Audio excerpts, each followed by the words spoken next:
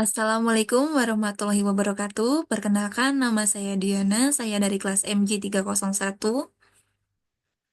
Pertama-tama saya ingin mengucapkan terima kasih banyak kepada Bapak Abdurrahman SEMAK selaku dosen pengampu mata kuliah Pendidikan Agama. Jadi untuk tugas UAS ini saya memilih tema kesejahteraan sosial dalam agama Islam.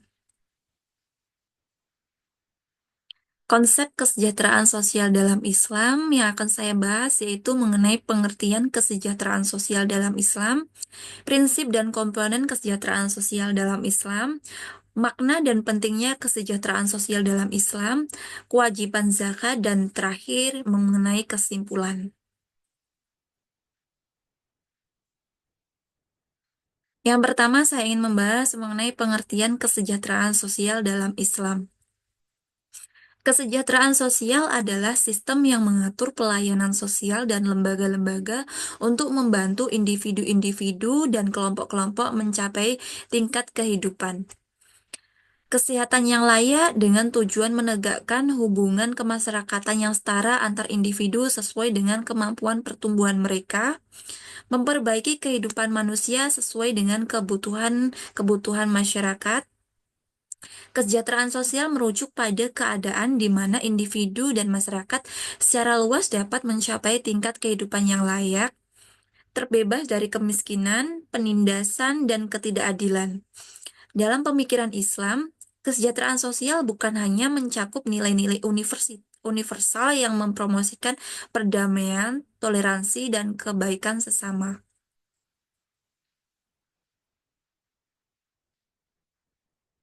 Selanjutnya mengenai prinsip dan komponen kesejahteraan sosial dalam Islam. Yang pertama, keadilan sosial. Islam menekankan pentingnya dalam segala aspek kehidupan kesejahteraan sosial. Dalam Islam melibatkan distribusi yang adil dan merata dari sumber daya dan kekayaan sehingga setiap individu dapat memenuhi kebutuhan dasar mereka. Yang kedua, keseimbangan antara individu dan masyarakat. Islam mengajarkan pentingnya menjaga keseimbangan antara kebutuhan individu dan kepentingan kolektif masyarakat. Kesejahteraan sosial tidak hanya melibatkan kebahagiaan individu, tetapi juga mencakup harmoni, kerjasama, dan keterlibatan aktif dalam masyarakat. Yang ketiga, persaudaraan dan solidaritas sosial.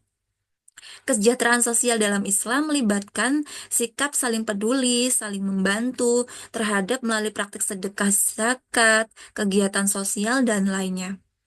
Yang keempat, pendidikan dan pengembangan manusia. Kesejahteraan sosial dalam Islam mencakup peningkatan kualitas dalam hidup melalui pendidikan, keterampilan, dan pengembangan manusia. Dan yang terakhir, lingkungan yang sehat dan berkelanjutan.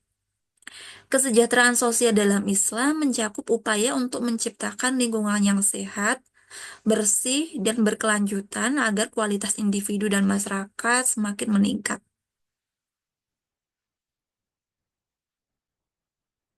Kemudian, makna kesejahteraan sosial dalam Islam. Kesejahteraan sosial dalam Islam mengacu pada terpenuhnya kebutuhan material, spiritual, sosial, budaya individu, dan masyarakat dengan adil dan seimbang. Hal ini mencakup kehidupan yang harmoni, keseimbangan antara kepentingan individu dan kolektif, serta persaudaraan dan solidaritas antara sesama manusia. Dan apa sih pentingnya kesejahteraan sosial dalam Islam? Yang pertama, perspektif agama. Keberhasilan dalam mencapai kesejahteraan sosial merupakan bagian dari menjalankan tugas manusia sebagai khalifah Allah di bumi dan menjalankan ajarannya dengan adil dan bertanggung jawab. Yang kedua, keadilan sosial.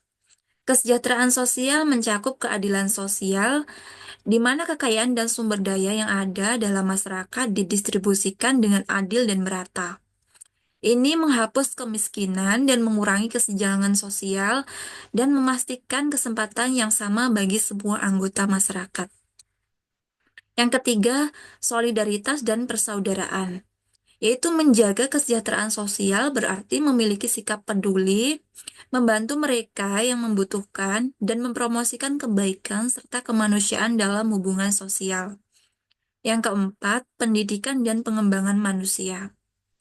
Kesejahteraan sosial melibatkan pendidikan dan pengembangan manusia, baik dalam hal pengetahuan agama maupun pengetahuan dunia. Pendidikan yang berkualitas memberi individu kemampuan untuk mencapai kesejahteraan pribadi, juga berkontribusi pada kesejahteraan masyarakat secara keseluruhan. Selanjutnya, kewajiban zakat. Kewajiban zakat merupakan bentuk nyata dalam mewujudkan kesejahteraan sosial. Dalam zakat, hubungan timbal balik kaum kaya dan miskin diatur dalam tatanan ubudiyah. Kriteria kaya ditetapkan dalam kategori muzaki dan kaum miskin dikelompokkan pada kategori mustahik zakat. Dalam kewajiban zakat, terkumpul aspek ubudiyah sekaligus sosial dalam bentuk tradisi kepedulian dan penyantunan. Zakat tidak hanya berfungsi sebagai kewajiban agama, tetapi juga sebagai alat untuk membangun keadilan sosial. Dengan memberikan zakat, individu menunjukkan kepedulian sosial terhadap orang-orang yang kurang mampu. Dengan pertimbangan luasnya, jangkauan dan tersebarnya umat Islam di seluruh wilayah Indonesia, serta besarnya tugas dan tanggung jawab, maka Basnas sebagai salah satu lembaga amil zakat yang dibentuk secara profesional diharapkan mampu untuk membuat program-program zakat yang sifatnya konsumtif maupun bersifat produktif, yang bertujuan sebagai upaya peningkatan kesejahteraan ekonomi agar menjadi lebih baik lagi. Dan yang terakhir, kesimpulan. Dalam pemikiran Islam, kesejahteraan sosial dan zakat memiliki peran yang sangat penting. Pemikiran ini menggarisbawahi pentingnya memperhatikan kelompok rentan, mendorong persaudaraan serta solidaritas sosial. Pemikiran Islam juga menekankan pentingnya pendidikan, perlindungan lingkungan, dan partisipasi aktif dalam membangun masyarakat yang adil, harmonis, dan sejahtera. Dalam konteks ini, kesejahteraan sosial mendukung untuk mencapai kesejahteraan yang inklusif dan berkelanjutan.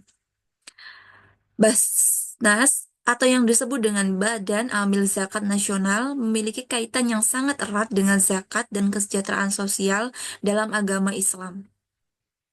Dengan pengelolaan yang baik dan program-program yang fokus pada pemberdayaan, Basnas atau Badan Amil Zakat Nasional berkontribusi signifikan dalam mewujudkan masyarakat yang lebih sejahtera, adil, dan harmonis. Baik, terima kasih. Demikian presentasi dari saya. Semoga bermanfaat dan mohon maaf jika ada kata-kata yang kurang berkenan atau penyampaian saya yang kurang. Akhir salam, wassalamualaikum warahmatullahi wabarakatuh.